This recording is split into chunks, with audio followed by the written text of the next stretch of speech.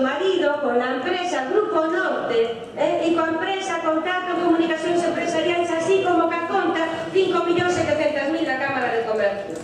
Saben que aí hai un fraude, saben que hai corrupción e a siguen amparando, porque a corrupción está dentro do Partido Popular, non debe ser por eso. Vale? Eu non sei onde lles enseñan a vostedes a falar sin decir nada. Debe de ser que están cusillos en pares. Pero eu, que non sei de bens, porque non sou abogada, o que sí teño claro é que aquí hai un delito político por non actuar contra a corrupción. A corrupción denunciada polos traballadores permite que los no corruptos, que os que denuncian a corrupción sean castigados polo sistema corrupto, polos mismos permiten que sean despedidos por personas que non teñen poder para despedir e a Xunta o ampara. Polo tanto, son vostedes tan corruptos como a xente que fai estos actos. Esto é corrupción.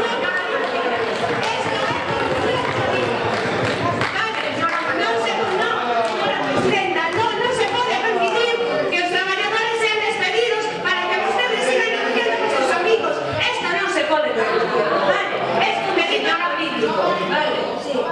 E veñen ustedes aquí a falar de decretos. Non quero que me lean o decreto. Xa me leín o decreto.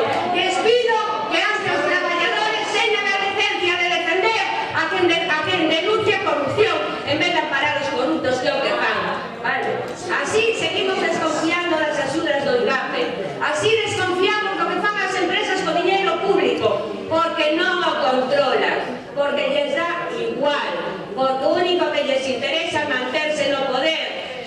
Para eso queren cambiar tamén a lei electoral. Eses son vostedes. E cando falo do Consello de Contas, é o Consello de Contas que lle pide responsabilidades á Xunta de Galicia. O propio Consello de Contas lle di á Xunta: interveñan, tomen as medidas para dilucidar as responsabilidades. E o día a vostedes o Consello de Contas. Pero claro, os amigos son os amigos. Hai que levarse ben con esos grandes empresarios, verdad? O decreto que montou todo o rollo. Roban poudiños, pero como non entra dinero na Cámara, tienen que robar. Pois os parados, que tamén roban, pero como non entra dinero na súa casa, que vayan a roubar. Porque aquí se justifica o roubo, que non interesa. Pois están roubando, coseta.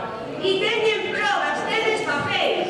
Tedes os papéis, porque os traballadores o entregaron ao conselleiro e ao presidente da Xunta.